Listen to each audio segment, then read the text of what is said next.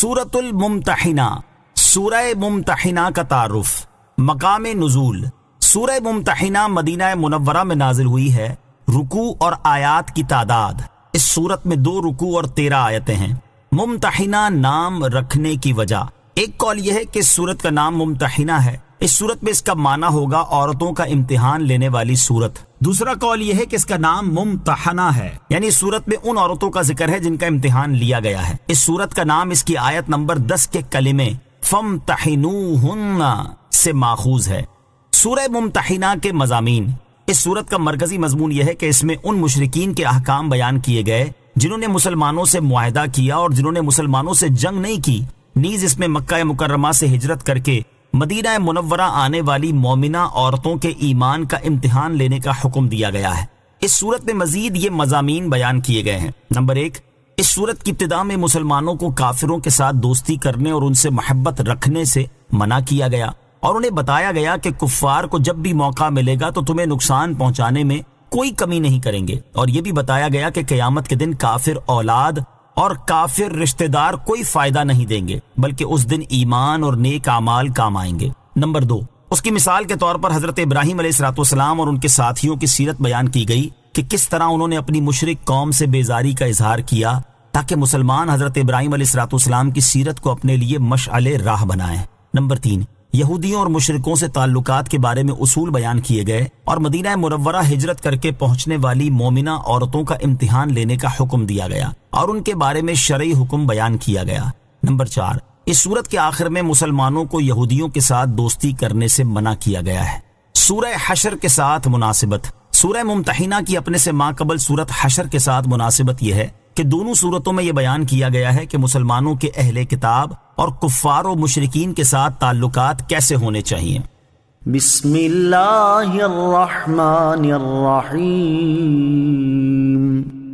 ترجمہ، اللہ کے نام سے شروع جو نہایت مہربان رحمت والا ہے۔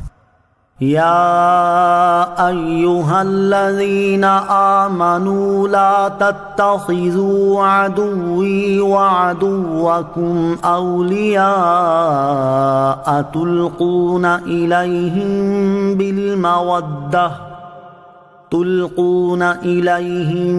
بالمودۃ وقد کفروا بما جاءکم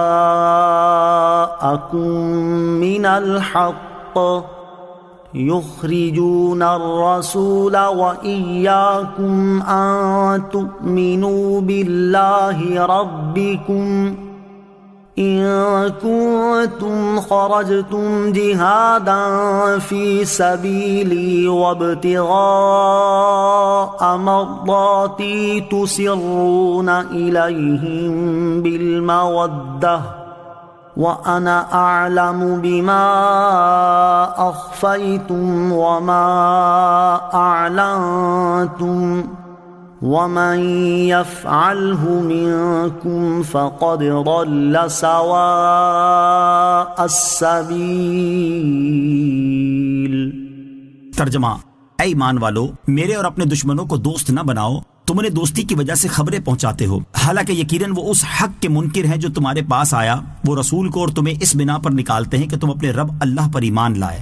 اگر تم میری راہ میں جہاد کرنے اور میری رضا طلب کرنے کے لیے نکلے تھے تو ان سے دوستی نہ کرو، تم ان کی طرف محبت کا خفیہ پیغام بھیجتے ہو، اور میں ہر اس چیز کو خوب جانتا ہوں جسے تم نے چھپایا اور جسے تم نے ظاہر کیا، اور تم میں سے جو یہ دوستی کرے تو بے شک وہ سیدھی راہ سے بہک گیا۔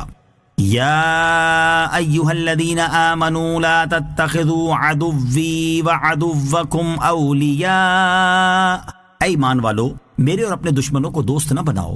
شان نزول، بنی ہاشم کے خاندان کی ایک باندی سارہ مدینہ منورہ میں سرکار دو عالم صلی اللہ تعالی علیہ وسلم کی بارگاہ میں اس وقت حاضر ہوئی جب آپ فتح مکہ کی تیاری فرما رہے تھے۔ حضور اقدس علیہ الصلوۃ والسلام نے اس سے فرمایا، کیا تم مسلمان ہو کر آئی ہے؟ اس نے کہا نہیں۔ ارشاد فرمایا، کیا ہجرت کر کے آئی ہے؟ اس نے عرض کی نہیں۔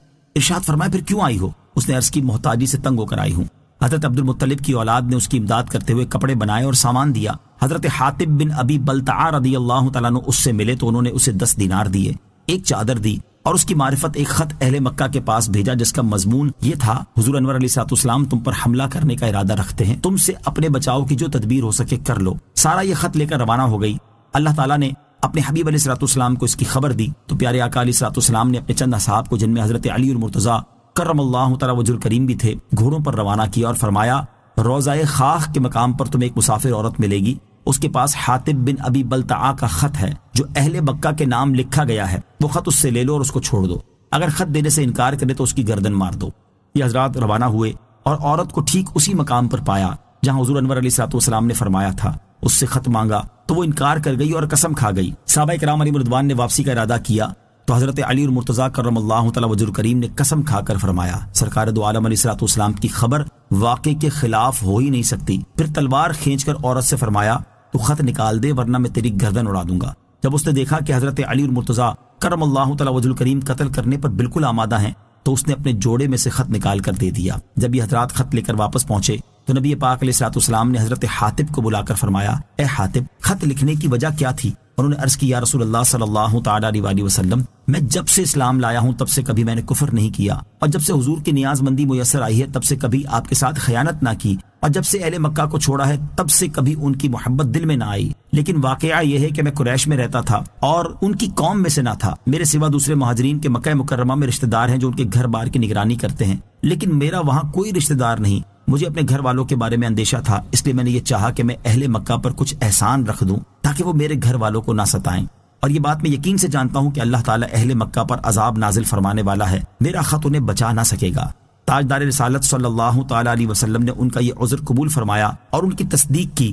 حضرت عمر فاروق رضی اللہ تعالیٰ عنہ نے عرض کی یا رسول اللہ صلی اللہ تعالی علیہ وآلہ وسلم، مجھے اجازت دیجیے تاکہ اس منافق کی گردن مار دوں۔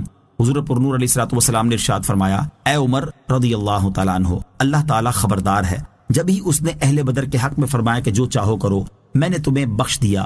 یہ سن کر حضرت عمر رضی اللہ تعالیٰ عنہ کی آنکھوں میں آنسو جاری ہو گئے اور یہ آیات نازل ہوئیں۔ اس آیت کا خلاصہ یہ ہے کہ اے ایمان والو، کافروں کو اپنا دوست نہ بناؤ جو میرے اور تمہارے دشمن ہیں، تم انہیں دوستی کی وجہ سے رسول کریم علیہ الصلوۃ والسلام کی پوشیدہ خبریں پہنچاتے ہو، حالانکہ وہ تمہارے پاس آئے ہوئے حق یعنی اسلام اور قرآن کا انکار کرتے ہیں۔ رسول اکرم علیہ الصلوۃ والسلام کو اور تمہیں اس بنا پر مکہ مکرمہ سے نکالتے ہیں کہ تم اپنے رب پر ایمان لائے ہو۔ اگر تم میری راہ میں جہاد کرنے اور میری رضا طلب کرنے کے لیے اپنے وطن سے نکلے تھے تو ان کافروں سے دوستی نہ کرو، تم انہیں خفیہ محبت کا پیغام بھیجتے ہو، حالانکہ تمہیں یہ بات اچھی طرح معلوم ہے کہ میں ہر اس چیز کو خوب جانتا ہوں جسے تم نے چھپایا اور جسے تم نے ظاہر کیا، اور یاد رکھو تم میں سے جو ان سے دوستی کرے گا تو بے شک وہ سیدھی راہ سے بہک گیا۔ آیت یا ایھا الذین آمنوا لا تتخذوا عدوی وعدوکم اولیاء سے حاصل ہونے والی معلومات۔ اس آیت سے مزید 5 باتیں یہ معلوم ہوئیں۔ نمبر 1، کفار مکہ مسلمانوں کے دشمن تھے لیکن اللہ تعالیٰ نے انہیں اپنا دشمن بھی فرمایا۔ اس سے معلوم ہوا کہ اللہ تعالیٰ کے نیک بندوں کا دشمن اللہ تعالیٰ کا بھی دشمن ہے۔ نمبر 2، کفار کو مسلمانوں کے راز سے خبردار کرنا غداری اور دین و قوم سے بغاوت ہے۔ نمبر 3، حضرت حاطب رضی اللہ تعالی عنہ سے گناہ سرزد ہوا اور اللہ تعالیٰ نے انہیں مومن فرمایا۔ اس سے معلوم ہوا کہ کبیرہ گناہ کرنے سے انسان کافر نہیں ہوتا۔ نمبر 4، ایمان کا دشمن جان کے دشمن سے زیادہ خطرناک ہے۔ نمبر 5، اللہ تعالیٰ کی راہ میں جہاد اسی وقت ہوگا جب